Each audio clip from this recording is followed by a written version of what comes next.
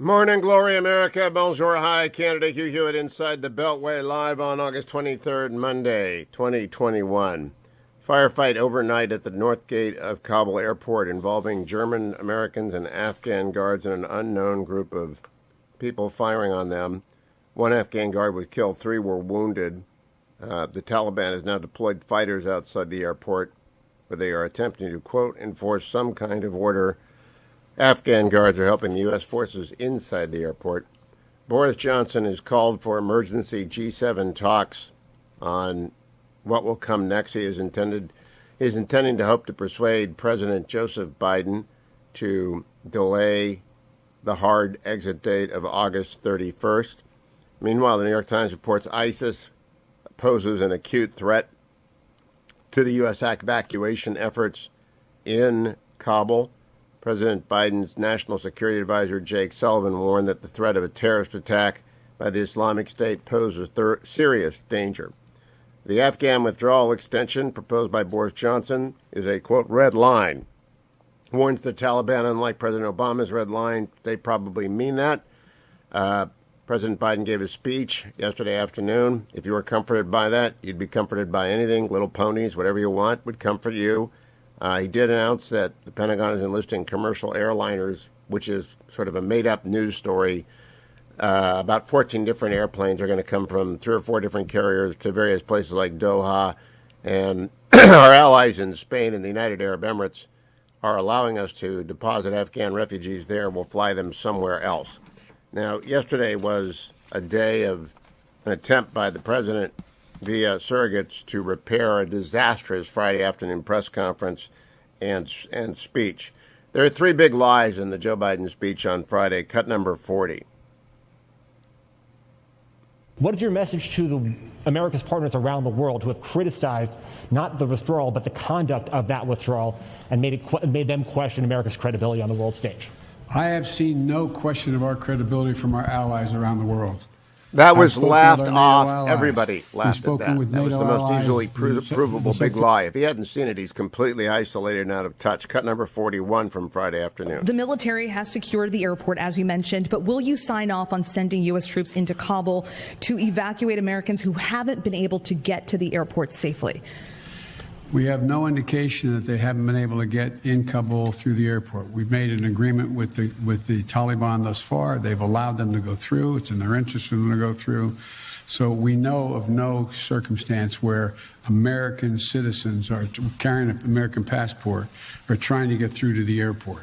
But we will. That was a lie. It's completely known to be a lie. Everyone who was watching anything over the weekend knows it's a lie. They continue. Americans and Afghans and allies in between, the 3 buckets of people, they all have trouble getting to the airport. This was the 3rd big lie and probably the most important and unnerving one. Cut number 42. What interest do we have in Afghanistan at this point with al-Qaeda gone?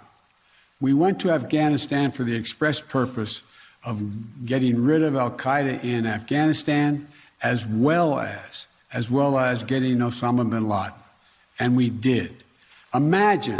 Everybody knows al-Qaeda is not gone. Thomas Jocelyn and many others have chronicled how, in fact, they are deeply entrenched in the country. There are other radical groups as well. That's what they're afraid of as we approach the weekend, as we approach the week ahead. Now, conditions improved a little bit on Sunday over Saturday and Friday. I know that from the congressional offices that I am in touch with. I was being assisted by one Congressman, Mike Gallagher, to get one interpreter out through the crowd yesterday who had gotten a hold of a member of my family through a retired Marine captain. And not retired, a Marine captain is no longer on active duty. And they are only one of a half dozen or a dozen different congressional offices, Republican and Democrat, working around the clock to get individuals through this maze of Taliban, ISIS threats, indifference by Afghan soldiers, inability to confirm identities.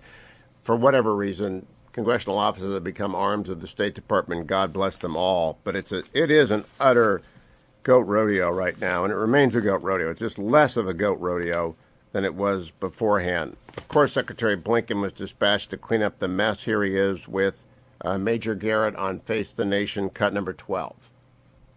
The best way, the most effective way, the way I'm focused on to get folks in, again, is to be in direct contact with them and to help guide them in, to give them instructions on where to go, when to go there, and then we can bring them into the airport safely and effectively. So they are still effectively on their own getting to the airport?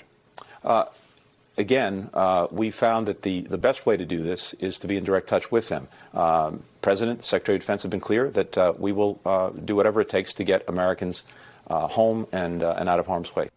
Major Garrett was correct. They are on their own. They're doing their best through congressional offices and contacts with their own friends in the military. Secretary Blinken then bopped over to Fox News Sunday with Chris Wallace. Cut number 10. Mr. Secretary, does the president not know what's going on? This is an incredibly emotional time for he went many on of not us, to answer the question, and you got including that. allies and Liz partners. Cheney, Congresswoman Liz Cheney on Meet the Press with Chuck Todd. Cut number 3. We have to ensure that we get every American out, and we have to ensure that we get out the Afghans who helped us. That's our duty. That's our responsibility. As you pointed out, Chuck, what we're watching unfold on the ground is a complete catastrophe. And to hear the National Security Advisor say, well, it's a little complexity, a little turbulence, or to suggest this is simply a civil war is fundamentally at odds with reality. Our mission in Afghanistan was to deny terrorists a sanctuary. And the Biden decision now to completely withdraw has handed them an entire country, has in fact ensured not just the Taliban, but Al-Qaeda, ISIS, the Haqqani network, terrorist organizations that want to attack the United States now have an entire country as a sanctuary from which to do so. That's the bottom line. We might get through this week without what everyone goes to bed worrying and wakes up and tentatively it turns on their news sources, an attack on the airport. We might. We might. Pray that we do. But we are leaving behind a vast terrorist base if we do. Former chair of the Joint Chiefs of Staff, Mike Mullen, was on with Martha Raddatz on This Week. Cut number 6. Nobody wants the Saigon image, and obviously we ended up with another Saigon image that will last permanently, quite frankly, whether we like it or not. Then we have over on former Ambassador Ryan Crocker, this is President Obama's ambassador, on Face the Nation with Major Garrett. Cut number 15. It has created a global crisis, quite frankly. It has emboldened violent Islamic radicals. And I think we're all going to see the fallout of that. Certainly in Pakistan. They championed the Taliban because they felt they had no choice. Well, the Taliban victory, the narrative of defeating the great infidel, empowers radicals in Pakistan that they're going to have to deal with if they can, and that's a country of 220 million people. They are indeed empowered. President Biden at his press conference, very short one yesterday afternoon, cut 37. Public response. A new poll out today shows Americans wanted to withdraw from Afghanistan, but they disapprove of the way you've handled it. The poll also found that based in part on what's transpired in the last week, a majority of Americans, and forgive me, I'm just the messenger, no longer consider you to be competent, focused, or effective in the job. I haven't seen that poll. I haven't seen that poll either, from but CBS I've this seen the morning. president, and I know why people think that. Senator Tom Cotton on with Fox's Maria Bartiromo yesterday, cut 38. Yeah, it certainly has not been clear. Is this a hostage situation? Yeah, Maria, in effect, these Americans are hostages to the Taliban. They may not be under lock and key in a jail, but if the Taliban control all the airports once we leave and they control all the border crossings, then we are going to be a hostage to fortune to the Taliban's goodwill to those Americans. I know there's been a lot of comparisons this past week to Saigon 1975. I would say that this has been much worse than what happened in Saigon in 1975, but the scenario that troubles me more going forward is the prospect of Tehran 1979, when the Ayatollahs took 52 Americans hostage and it paralyzed America for more than a year. Again, we have 10 to 15,000 Americans who are in effect hostages to the Taliban right now. Joe Biden needs to make it clear to the Taliban that we're not leaving until every one of them is gone, and if they're injured, then we may do to the Taliban now exactly what we did in 2001. They have not made that clear. Senator Cotton is 100% right. That's what the president needs to do and has not done. I'll continue to bring you the news when we return to the Hugh Hewitt Show. And I'm sure they don't control all of the forces. It's a ragtag force. I think that history is going to record this was the logical, rational, and right decision to make. Welcome back, America. It's Hugh Hewitt. Salena Zito is my guest. Good morning, Salena. Where are you today? I am finally home. Good morning. Good morning. You've been out traveling in the Midwest. I've read your column on Mitch Daniels and others. I am curious, what is your sense of what Americans feel about the last catastrophic 10 days? Oh, horrified. Absolutely horrified. And by the way, it cuts across all political tribes. People are horrified. They're embarrassed. They're humiliated. They're depressed. And I'm just sort of, I shouldn't be stunned, but I'm going to say it. I'm stunned that this White House continues to just put its head down and completely believe that nothing is wrong here. It's sort of like Leslie Nelson in one of his police story movies, where everything is falling apart behind it, and he's going, nothing is going on here. That is, I try and watch the president. Let me back up. I try and watch the president's speeches. I watch both of them. I watched as much of the ABC News interview, which was released, which wasn't much. I watched him on Sunday. I try and then turn off and just process myself. I'm flabbergasted at the incompetence level and the disconnectedness. I'm curious, as you talk to people like Mitch Daniels, everyone else, do they think is he lying to us, or is he simply disconnected? There's this overwhelming sense that he is disconnected. There is this, what's really interesting, because I feel this, but I didn't realize how many other people feel this. People feel incredibly uncomfortable watching him because they don't know, they don't want to put a name to it because, no one wants to be accused of saying something falsely. However, they are very uncomfortable in his composure. They're uncomfortable in his delivery. They don't believe that this is how a president should be behaving. And I don't mean in terms of comportment, but in terms of ability. And in terms I want to emphasize, I don't think he has dementia or any kind of disease. I just think he's old. I just think he's genuinely, 78, going to be 79. And as I watch Vice President Harris behind him, looking at the ground, she's cringing every moment that he stumbles, and they're afraid he's going to fall, do a rhetorical faceplant every moment that he talks. Every single moment they're on edge. Absolutely right. I also agree with you on that. I mean, I'm in my 60s and I wouldn't want to be president. Why would you want to be president at 78? It just blows my mind. This is also something that when someone has an older parent, as you do and I did, they learn what happens when people hit 75 and then older, and they don't become disabled. They become stubborn, fixed in their opinions, argumentative, and resistant to change or new information. I just don't know about that. Is the funny joke from Saturday Night Live talking to Alexa but not Alexa. Everybody knows it, and it's just so uncomfortable is the right word, Salena. Yeah, and that is the consistent sentiment I get from a lot of people, and I get this from people that voted for him. They're uncomfortable too. They don't want to say anything, bad about him. However, they're not comfortable with how things are being sort of prosecuted from the White House.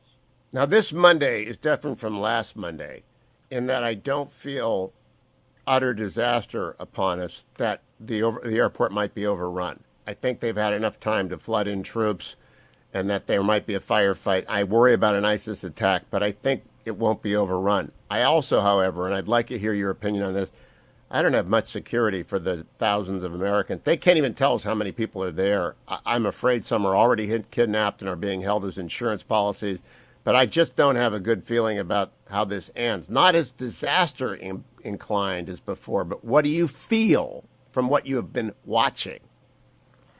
Well, I hope you're right about the disaster end, right? Which was what we felt. I mean, we were just everyone in the country was just sort of gripping onto their seats and just expecting, a major disaster. But my fear all along is exactly what you're alluded to, and that's a major hostage situation, and or even worse, a series of hostage situations where we just have this all the time, and the Americans that are left there are so vulnerable to being kidnapped, and it just I fear that we don't have a way to avoid that situation. If people don't get out in the next 8 days, I fear they will never get out. And that's right. Definitely true about Afghans. It may be true about Americans. The president should extend the deadline. The Taliban have said it's a red line. When we talk next Monday, Salena, I hope we're feeling as much better then as we are today over the previous Monday. Fingers crossed and prayers upraised. Thank you, Salena Zito. I'll be right back. Jake Sherman joins me next from punchbowlnews.com.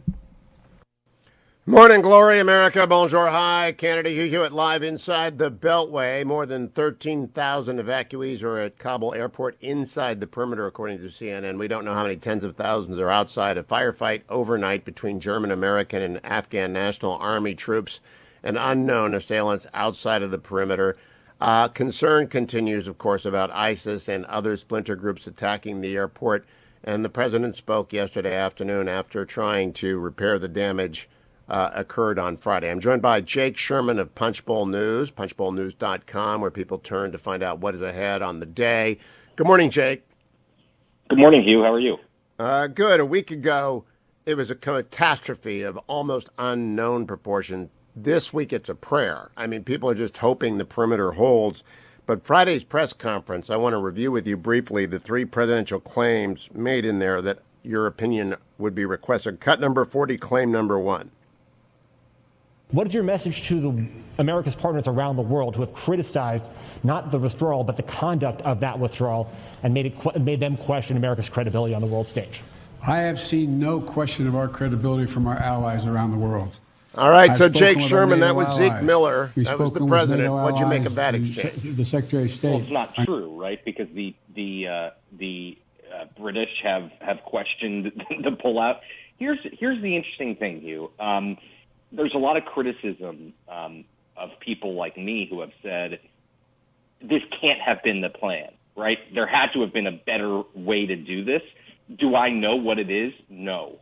I'm not a military strategy expert. I'm not a foreign policy expert. But if this was the outcome that the Biden administration expected, they weren't clear with the American people that they would have to send in another 6,000 troops to evacuate Americans. So it can't have been what we were anticipating. So in turn, the logical thing you turn to is there had to have been a better way. And I think all of America's allies are saying that. Mike Pompeo on the show on Friday said it's pointless to argue counterfactuals because we don't know what would happen with a counterfactual. What happened is a disaster. And the president yesterday, on Sunday, arguing that there was no alternative, this was going to happen no matter what plan we had, is not persuasive, except I don't even think 5% of the American people believe it had to be this way. Claim number 2 from Friday, Jake. Let's play cut number 41. The military has secured the airport, as you mentioned, but will you sign off on sending U.S. troops into Kabul to evacuate Americans who haven't been able to get to the airport safely? We have no indication that they haven't been able to get in Kabul through the airport. We've made an agreement with the Taliban thus far. Okay, Jake Sherman, true or false? False. I mean, false because not because I'm in Kabul, I'm not, but because we have reporters on the ground who have had trouble getting to the airport. Not us, Punchbowl News, but CNN, CBS, Fox, NBC. I mean, we know that people are having trouble getting to the airport. So let me play one more claim from Friday. Then I want to ask you about congressional offices because they are some unsung heroes out there, both Republican and Democrat. Third claim by President Biden on Friday.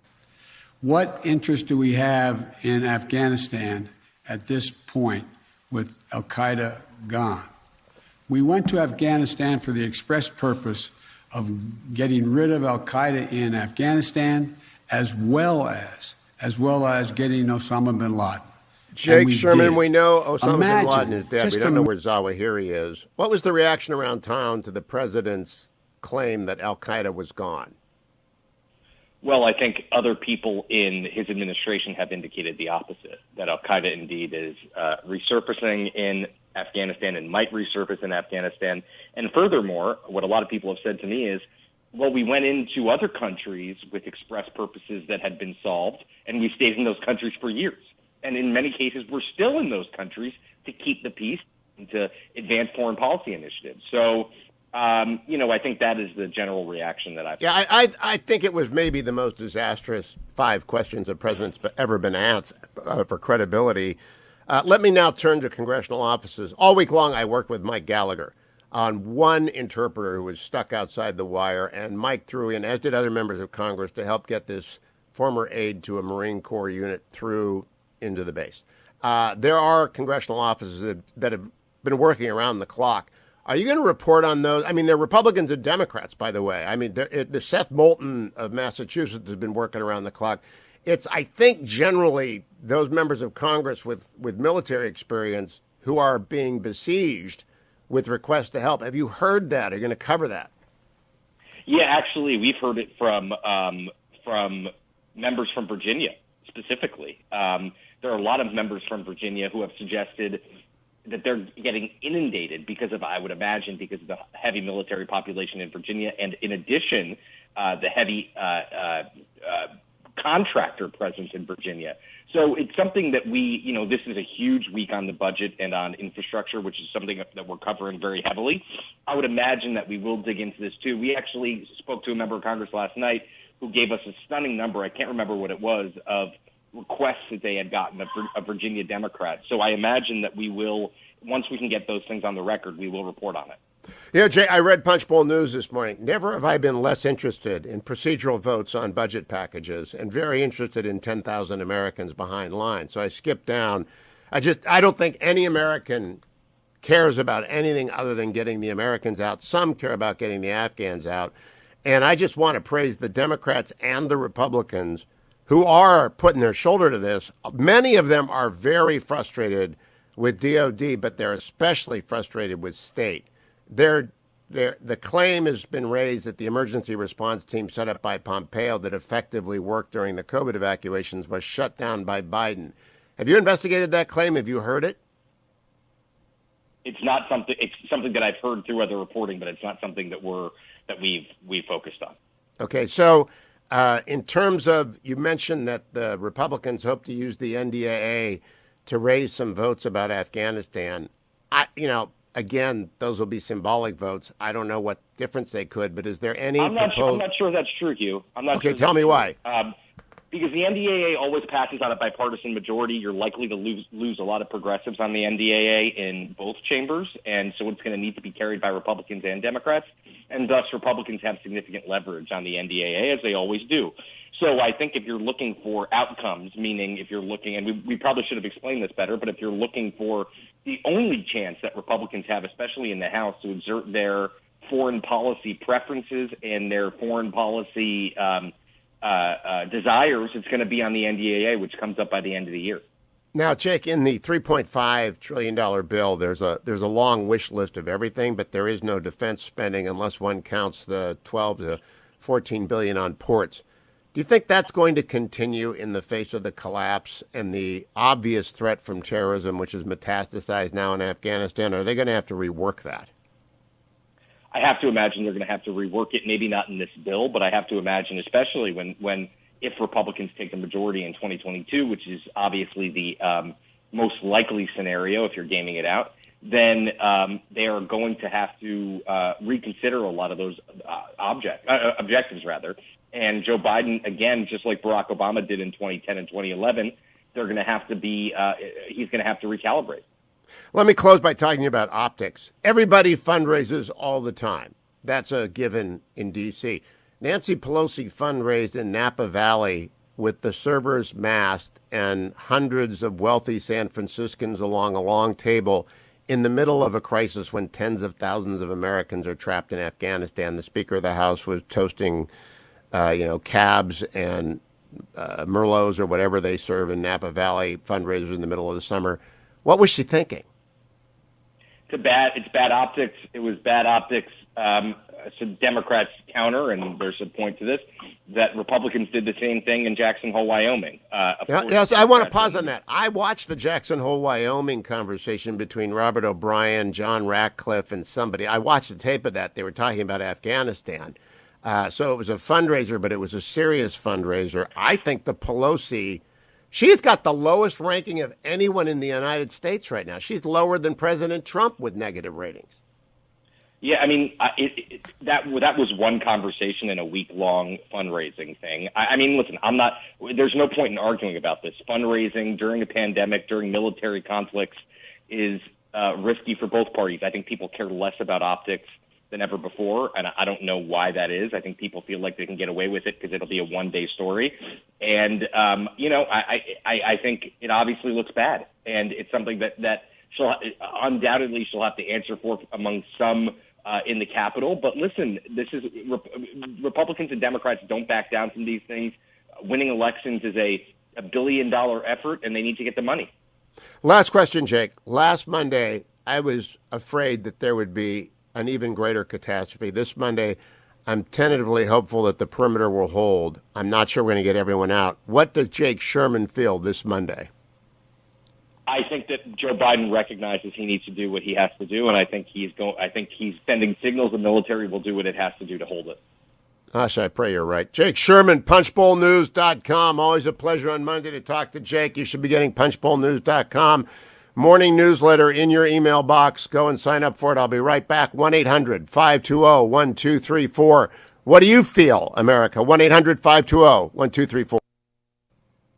Welcome back, America. I'm Hugh Hewitt. Joined now by Josh Kraushaar of National Journal. Hotline Josh on Twitter. Josh, the headline at the New York Times this hour, violent clashes at Kabul's airport reinforces fears over U.S. withdrawal. The Taliban have said August 31st is a red line. The president has said we'll see. Everyone is urging him to, including Boris Johnson, to abandon that. What do you hear about that? Well, we heard from the Taliban. One of their spokesmen gave an interview to Sky News, like you noted, Hugh, underscoring that they would resist any attempts by the Americans and its allies to stay beyond that deadline. Now, the devil's in the details, but that suggests we could have some serious issues. I mean, the worst may be yet to come if the American government, if the Biden administration doesn't really do some hard negotiating and show some sense of force, if that's what the Taliban position is. I don't think we can really fulfill our mission in rescuing all Americans in the country and our allies in Afghan allies by that August 31st deadline. You got to get the military out of there too, so that's going to take a few days. So I think the biggest test may be yet to come for the Biden administration.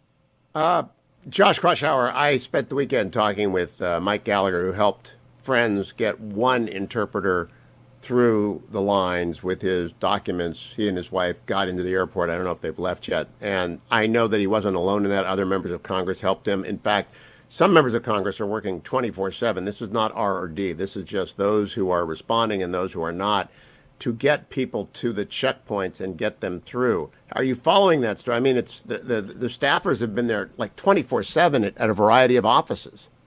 Yeah, I am. I've been following on Twitter both members of Congress, military veterans who served in Afghanistan, working to save their friends and allies and trying to find out some way to get them out of danger. I mean, this is it's a heartbreaking story, and it's one that really, I think, you made the great point, Hugh. It's not a Republican-Democrat story. It's an American story. It's one that shows the difference between people who are serious about the mission, serious about saving people, and people who are just sticking to talking points and trying to save their own political bacon. Look, I think that was the problem with the Biden reaction, especially in the first week, that it was all about spin, talking points, making stating things that were at odds with reality. It was just a total mess. I thought the remarks Biden made Sunday were a little more realistic. We'll see what happens on the ground. They opened the possibility that they could stay beyond August 31st. We'll see what happens. They're expanding the perimeter apparently beyond just the airport. But and look, they rescued or they got about 10,000 or so folks out of Afghanistan in the last 24 hours. So that's a positive sign. But when you have an administration that's more concerned about its own political future than saving the lives of our allies and people who saved our bacon in Afghanistan, I mean, that's a problem both politically and morally. It is good to get 10,000 out, but unless we know the denominator, we don't know what that means. And the denominator, which they righteously refuse to ever put a minimum number of Americans. I mean, I wish someone would say to Jake Sullivan or Tony Blinken, you can't tell us how many, what's the minimum number of Americans who are left there? We know about. They say we don't know about everyone. They don't have to register. We know that. Again and again and again, they say we don't know how many are there.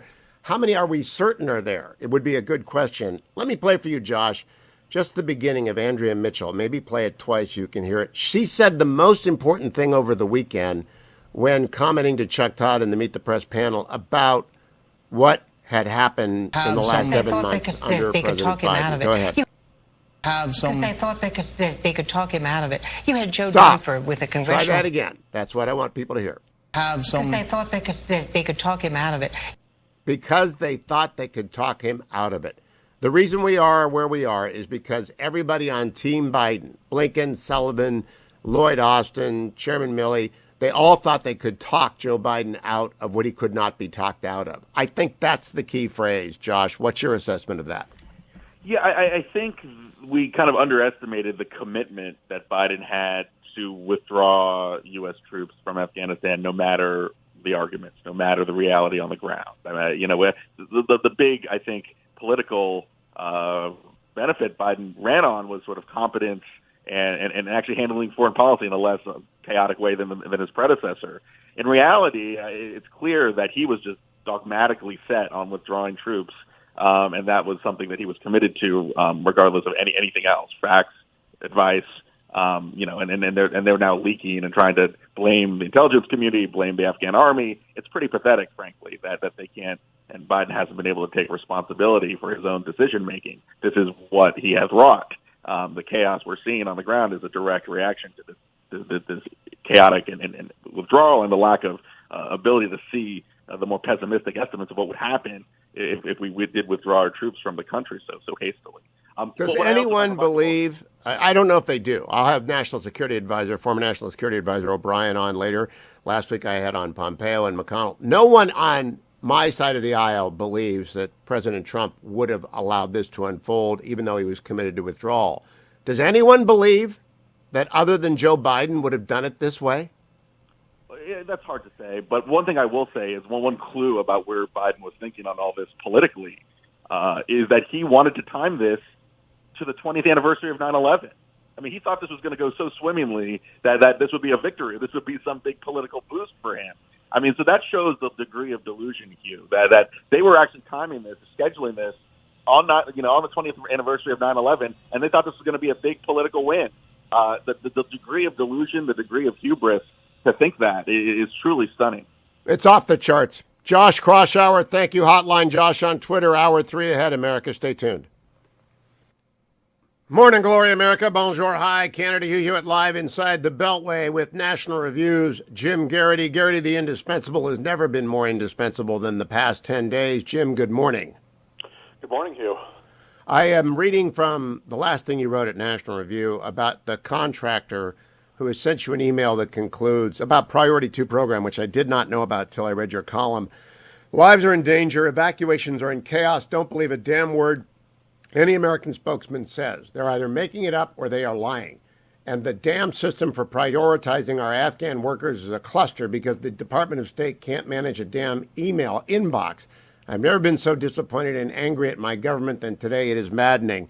Jim, that sentiment is echoed by every congressional staffer I have talked to who is overwhelmed by the good congressmen, Republicans and Democrats, who are trying to get interpreters and now, I guess, Priority 2 people out of the country. Yeah, so a little bit of background, on this reader, or at least what he's comfortable with me sharing. So he worked for a company that did construction in Afghanistan. They built both U.S. bases and garrisons and forts and things like that, and they also did certain things for the Afghan government, mostly relating to the military and police institutions. He listed specific ones to me. I don't want to get into those. He doesn't want to call any more attention, I guess you could say, to the specific projects. But this company employed thousands of Afghans, and it's just about every last one of them needs to get out of the country. I don't know if you saw the CNN report that they've issued a death warrant for the relatives of a translator. Yep. So it's not just like, so if you're saying, oh, would the Taliban really bother with a construction worker? Yes, they're going after anybody who had any work for the Americans in any capacity. And this P2 program, in addition to, military translators and folks like that, there were a lot of, U.S. non-governmental organizations or U.S. contractors or even, by the way, some certain media organizations who employed Afghans. And these were folks who they kind of, quickly grasped were every bit as much at risk as anybody else. And I give better, late than never, but on August 2nd, they created this program to say, hey, have your employer submit your information. We'll process it. We'll give you a special emergency visa, and we'll get you out of the country. And so this reader of mine has just been, gathering every employment record he has for those years in Afghanistan. And again, we've been there 20 years. And he's they said, here's your email address, submit it to here. Well, the really bad, I have marginal good news this morning, but the really bad news was for stretches of Friday and Saturday, he's submitting stuff and it starts bouncing back. The email box is full. Now, one of my readers said, oh, somewhere Hillary Clinton is chuckling and saying, I told you the State Department email system was lousy. Huh. But that's about the only gallows humor that I can warn in this issue. Because imagine this, you're trying to get your people out of the country. You know that if they don't get out quickly, they will die. Their families will die. Their daughters will probably be raped to death. That is the stakes here. And the State Department email box fills up and starts bouncing back. The marginal good news is that sometime on Saturday it stopped bouncing back, late Saturday. But he's still getting no acknowledgement of anything that's coming in. So he's not sure. He says he feels like he's heading into a black hole. There's no acknowledgement of, thank you for submitting this. We will process this as quickly as possible, or anything like that. Jim Geraghty, my friend Chris Salena is mad at you and me because you and I have both been very. Chris Salena. Yeah, well, Chris is a good guy, and I like him, but he's wrong. No, he's not, Hugh. He's a bad guy. All right, who's willing to defend the indefensible at this moment. He is defending the indefensible. A partisan hack who sticks up for Biden when it's absolutely indefensible. Hugh, don't give him that credit. Well, he has been a good guy to me. And so I will simply say I get along fine with Chris, but what he said about you and me for raising the obvious question of capacity. This is not saying Joe Biden has dementia. It's not saying that he's got Alzheimer's. It's saying he is failing to adjust to rapidly changing facts on the ground and is trapped, as older people often are, by longstanding habits, opinions, and knowledge, and is resistant to change in ways that only someone like me, who've taken through four parents through their 70s to their reward after 80 in the sky above.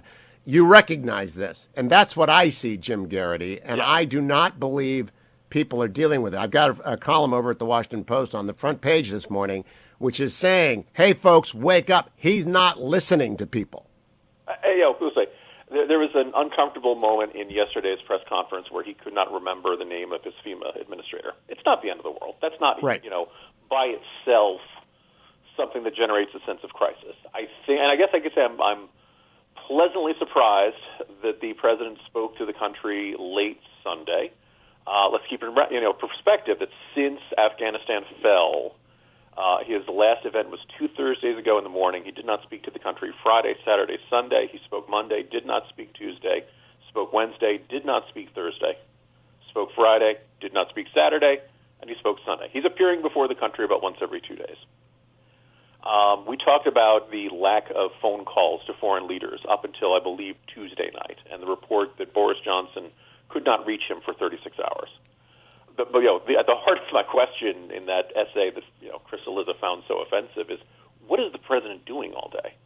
We just don't have any answers. We just don't. This is about as intense a crisis as we have seen, and up until for most of the week, the plan was for him to go back to one of his Wilmington houses. I don't see the level of intense engagement you would expect from a president at this moment. And one of the most natural explanation is that he's just not capable of that anymore, that he is turning 79 in November, and he's just not there in a way that energy in the executive, as they used to say about the Kennedy. Low energy, as the former president might have said. Ultimately, he's a 79-year-old man who's had all kinds of health issues in the past. Energy in the executive comes from Alexander Hamilton's The Federalist Papers. Here's Andrea Mitchell. Andrea Mitchell is not Jim Geraghty or Hugh Hewitt. Andrea Mitchell on Meet the Press yesterday, identifying succinctly and completely why this catastrophe has befallen us. Cut 21, just the beginning. Because they thought they could talk him out of it. Can you play that again, please? Because they thought they could talk him out of it. Because they thought they could talk him out of it. Andrea is referring to the Secretary of Defense, Secretary of State, Jake Sullivan, everybody around Biden. Play it again, cut 21. Because they thought they could talk him out of it. That's what I'm talking about, Jim Geraghty. If anyone has dealt with an 80-year-old, you can't talk them out of some things. It doesn't matter what the reality is. They won't change their behavior. And it's not because they're dementia or Alzheimer's ridden. It's not because they're sick in any way. It's because they're 80 years old. That's what's going on here. And let's also point out, during a crisis is what, if you've read about the Cuban Missile Crisis, you watched the movie 13 Days or something like that, you have a sense of just like how relentless the days can be for a president during a crisis, right? You're talking, maybe if you're lucky, you get 6 hours of sleep here and there. You're just the demands upon your mind and your body are probably as intense as they're going to be. It's not, physical exertion in terms of what our guys in Afghanistan are doing right now. But in other words, like you're constantly being asked to absorb enormous amounts of information and then make really tough decisions in a short period of time. And I just don't know if this 79-year-old man is still up to it. And I have this, frightening feeling that everybody's kind of known. Like going back to that first debate where Kamala Harris called him racist, right? We all looked at it like, wow, Joe Biden got old from the last time we saw him as vice president. Between 2016 and 2018, 2019, we were like, wow, he doesn't look like the same guy. And John Ellis had this terrific, column where he said that you can talk about this in the mainstream media if you describe it in the most gentle terms possible. This, he's lost a little speed on his fastball, or Biden's lost a step or two. You can't really say no. He's approaching 80, and he's just not up to he might be up to the duties of the job in a time of peace and prosperity, where he's greeting the WNBA team at the White House today. Yeah, he can be head of state. Being head of state is very easy to do. You can be Queen Elizabeth and be head of state. You can't be head of government. Yeah, certainly not in a situation like this. The other thing, which is that I don't know if the only real pushback I got from that was from that hack Saliza. Okay, good guy, but we disagree. From those other folks who said, Jim, you're pointing out this is like memory lapses or something. He's just lying. Well, That's great. true. That's much better. Yeah, I don't think it's that either. But now the question is just general assessment. It's not as dark as it was last Monday, but it become catastrophic in 5 minutes, right? ISIS is around. All these splinter groups are around. There was fighting last night. On the panic scale, which was at 100 last Monday, where are you now, Jim Geraghty? How high does it go? 100. You're still there? I mean, the current situation is like 60 or 70, and inching up higher. I mean, like this is like based on what we know now, the really big problem appears to be at the end of the month, where Biden has said we may keep our troops there if the evacuation is not done, which is the right decision. And by the way, like for all of my criticism, I'm glad he's addressed the country yesterday. I think the message of we'll get everybody out as long as it takes is the right message. But the Taliban has said if you're here on September 1st, there are consequences. That's the problem. You know what else is the one question they won't answer? What is the minimum number of Americans that we know are still in the country trying to get out? That's the key question no one will answer. No one will answer. What is the minimum number of Americans? And until we know that, we don't know what the minimum danger is. Jim Geraghty has got to be read every day on Twitter at Jim Geraghty and at nationalreview.com. Thank you, Jim. I'll be right back.